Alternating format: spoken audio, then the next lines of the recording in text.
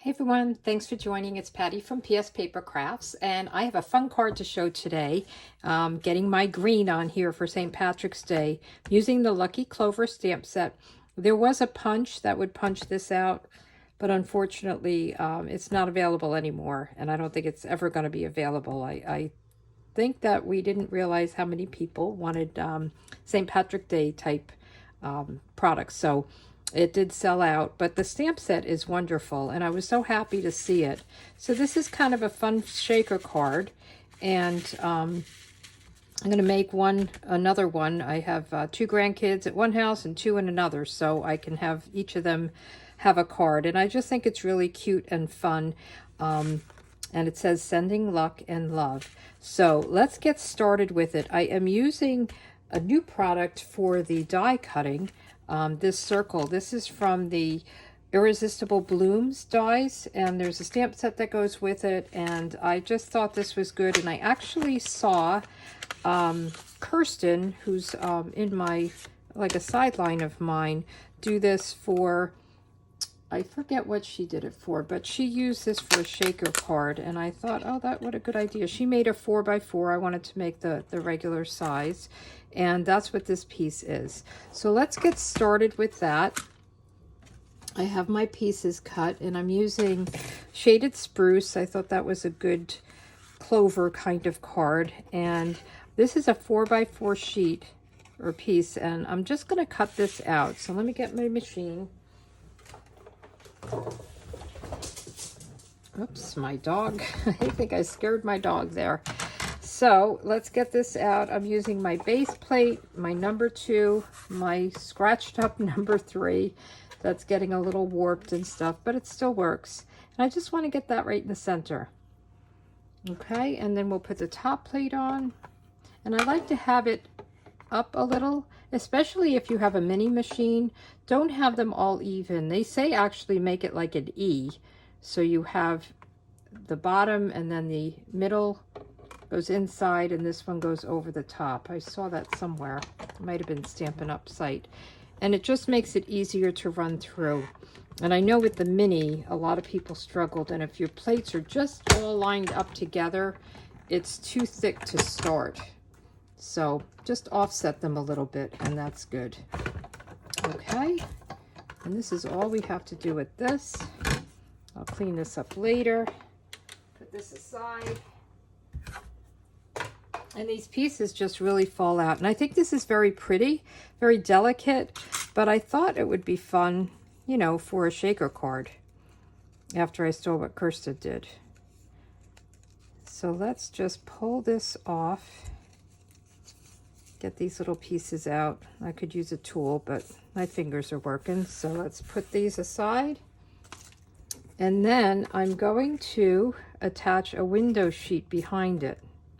But before I do that, I want to get my middle piece and just kind of line it up so I can figure out where I want to stamp my big clover or shamrock, whatever you want to call it. So I'm just going to line this up here. And I did make this, it's 4 by 5 1/4, but it's actually probably 3 7/8. I made it just a little bit smaller than the green so that it didn't show through, that it would be all even Steven there. So let's just put a little pencil mark just in some areas so I can see where to kind of stamp that, and I can erase them. Okay, and that will help me get my clover in the center. So let's get that. That's all mounted, and again I'm using shaded spruce. I think garden green would be a good color as well. We'll just ink this up good, and I want to just test it out because it's a pretty solid stamp. So I want to make sure I have it inked up really good.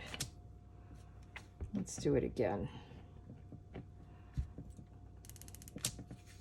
Okay, and now we can do it for real. So I want to just look where I put those marks, and I'm going to have it kind of twisted a little bit, but I just wanted to get it in the center. Okay, that looks good. We'll close this up and let's see how that looks. Okay, and then I have a window sheet. So we do sell 12 by 12 window sheets. Okay, and you can just cut it down to size. I think you get 2 of them in a pack, and then you cut them. The other thing you can do, let me just get a stamp set. So if you were to get a photopolymer stamp set, and when you come in, all the stamps are between 2 sheets, acetate sheets, and one is kind of thick, and then the one is very thin and kind of flimsy. So I take my stamps off, I put them on my stamp case. I usually put this right behind here, and then you can use this acetate for your shaker cards, or you can buy the bigger sheets, whatever you want to do. So that's just an idea if you wanted to do that. So let's get our acetate sheet stuck to the back of here, and I'm going to use my Seal Plus and just kind of run it along the sides here. It's very strong. There's the Seal and then the Seal Plus, and the Seal Plus is the stronger of them. So I just figured because I'm using the acetate, and sometimes it actually rips your cardstock. It's very sticky. Whoa, that is not good. Maybe I'm too tight with it. Well, I think I have enough on it. I'm not sure why it's doing that, but, and then we want to just put this right over our sheet here. Maybe I'll do it this way so I can see better, right? And I did cut this is 3 7/8 by 3 7/8, just to give me a little wiggle room, so if I'm crooked, it's not showing through. Okay, so now we have that done. Let's erase these little pencil marks so they don't show through. Although with the sequins, I don't think you'll see them anyway. All right, so that looks pretty good. Let's get our St. Patrick's Day, Happy St. Patrick's Day stamped, and our couple of clovers.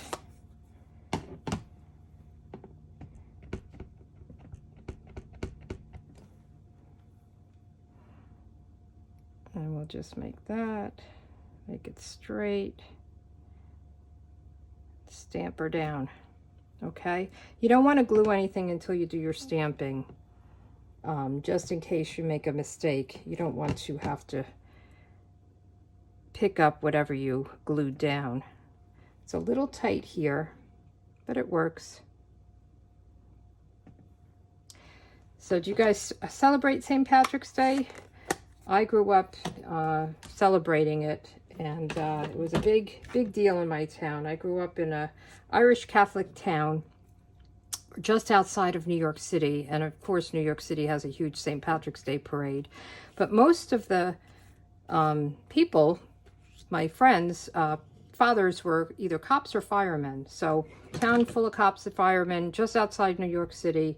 You can imagine we had a big St. Patrick's Day parade, and I marched in it. I went to Catholic school, marched in it. I had a nice long Italian name. I do have some Irish in me, but I grew up with the Italian name, and I loved the parade, though. It was fun. And even I took my kids there. I moved up north an hour, and I took my kids there every year, and so they grew up with that. And, you know, we had family in that town, and just nice. So enough about that. The next thing I'm doing, I'm just looking around to see where I put it. I'm going to use these adhesive strips. They're foam adhesive strips. It's just a skinny strip, but it's got some depth to it, kind of like a dimensional, right? And these are great for shaker cards. So you just pull up a whole strip, and we're just going to go as close to the circle as we can, because we're going to put our sequins in there, and we don't want them to spill out over. We want to make sure this is one kind of continuous circle here. And we'll just go all the way around. This is great. So it's got sticky on both sides, just like a dimensional. So anyway, so I used to go, my father-in-law, every year, he would make I don't know, maybe 8 to 10 Irish soda breads, corned beef and cabbage. Everybody went, you know, had their fill at his house, and then we all went home with a loaf of Irish soda bread, which I have to get the recipe. He's since passed, but my mother, my stepmother-in-law, I guess you would call her, she should have the recipe. Okay, so now we have that. I'm also going to put some just along the edges, just to give it, you know, some stability there. Okay. So all the kids on the playground, when I went to Catholic school, they would all do the Irish tap. They all, you know, all the Irish girls took Irish tap, and they would teach us on the playground, and we had fun with it. Good memories. So I think I will try the Irish soda bread this year. I've never made it because I didn't have to. But now I'd like my kids to continue with the tradition. So we'll do this. But all my friends, you know, if I go down, I'll probably go down this year. If it's not, you know, you never know. It could be snowing, or it could be sunny, or ice storm. You just never knew what to expect on St. Patrick's Day, right? In March, you just never know what the weather's going to be like. So we'll just do one more here. Now, the next thing we're going to do is put our sequins in.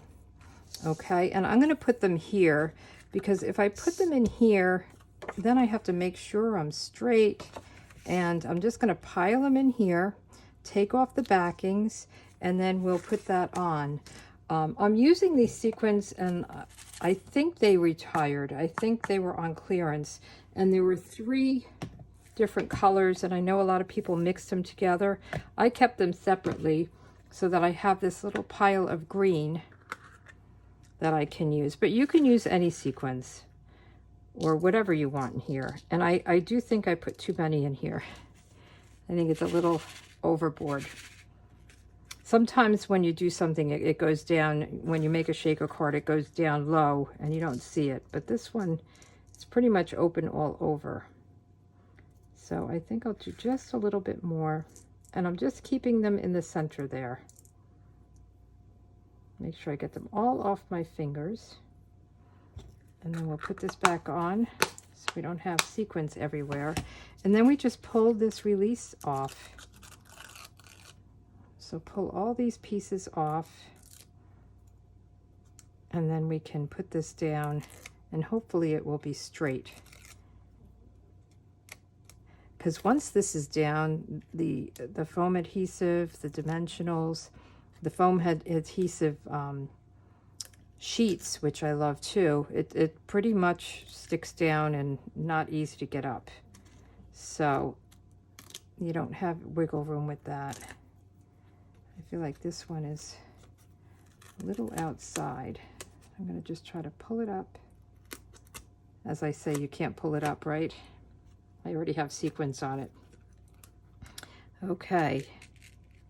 And the sequins are actually, I don't know if you can hear them, they're actually traveling up to the acetate because of the static.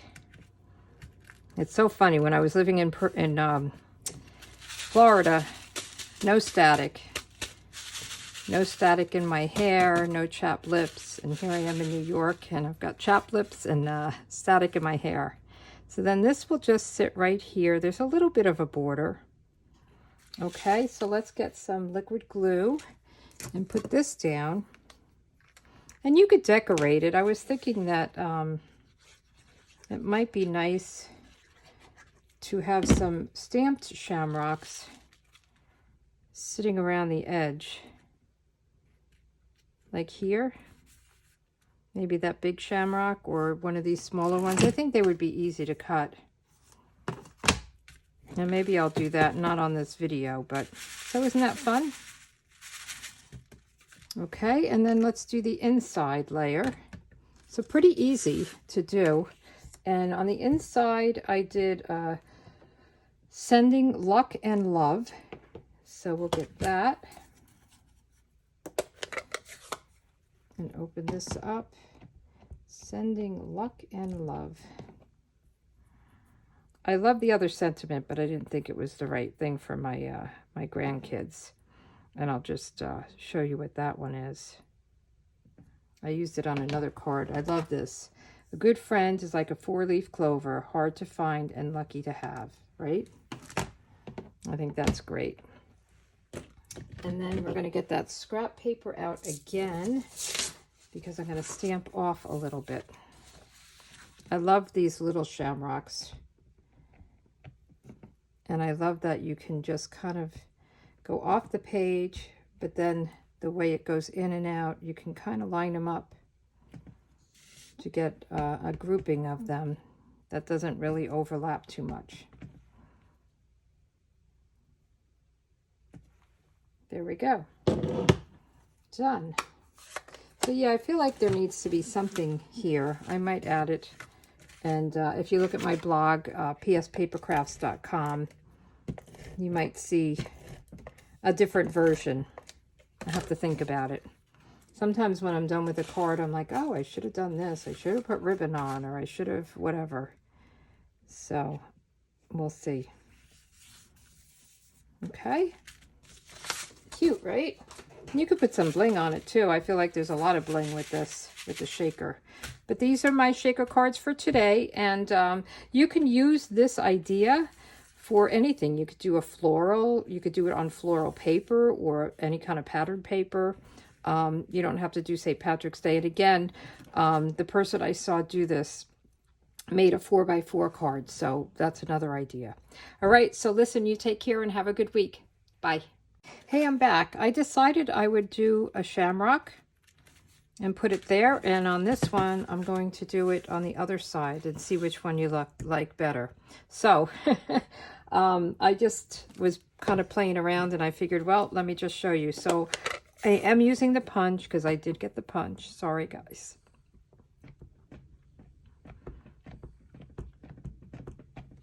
And I'm just going to stamp it down. Now this would be very easy to cut fuzzy cut. So if you don't have the punch, I think it's simple to fuzzy cut. Now I had to cut down here. Let's see how this works. If you can't get it in right when you're doing a punch, just cut around it. I'm actually going to cut this down here. And I'm just going to cut this. You don't want to cut too close to the image because you might not have enough area to punch. So now we're going to just, see, it's right here. This is my problem area.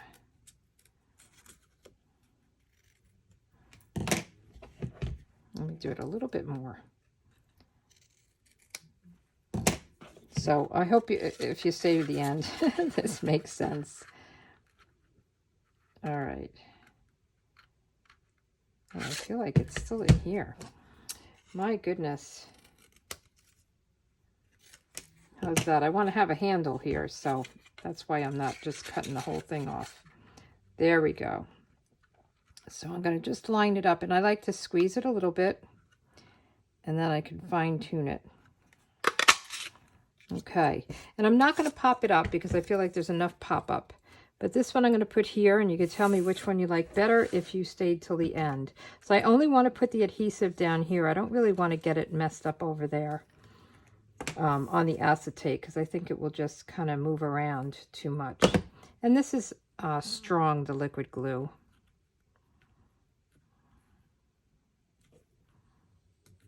Okay, so which do you like better? To the left or to the right?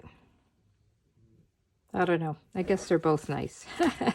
All right. Well, thanks for staying till the end if you did, and I will talk to you again. Bye.